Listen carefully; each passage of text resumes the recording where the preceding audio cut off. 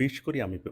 சந்திரமேட்ல மீன் குறி அமைப்பு இருந்து, அதுலேருந்து உங்களுக்கு விதி ரேகை சொல்லக்கூடியது சனீஸ்வரன் மேட நோக்குற மாரி பயணிச்சாலும் சரி, இல்ல அதே விதி ரேகை சூரியன் மேட நோக்குற மாரி பயணிச்சாலும் சரி, அதே விதி ரேகை குரு மேட நோக்குற மாரி பயணிச்சாலும் சரி. அப்போ வந்து இவங்களுக்கு சனீஸ்வரன் மேட நோக்குன மாரி கிளியரா அந்த விதி ரேகை பயணிச்சதுன்னா, இவங்க வந்து பிறக்கும்போதே அ ஒரு இடத்துல பிறப்பாங்க.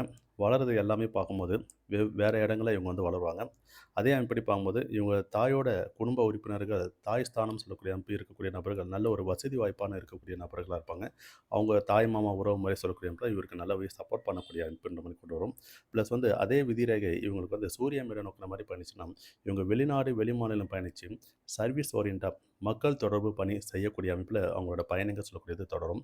இது தவிர்த்து அதே விதிரேகை இவங்களுக்கு குரு மேட நோக்குற மாரி பயணிச்சுட்டாங்கன்னா, அவங்க வந்து சோஷியல் சர்வீஸில இருக்கக்கூடிய நபர்கள், ப்ளஸ் குடும்ப உறுப்பினர்களும் அந்த சோஷியல் சர்வீஸில இருக்கக்கூடிய நபர்களோட குடும்பத்தில பிறக்கக்கூடிய நபரா வருவாங்க.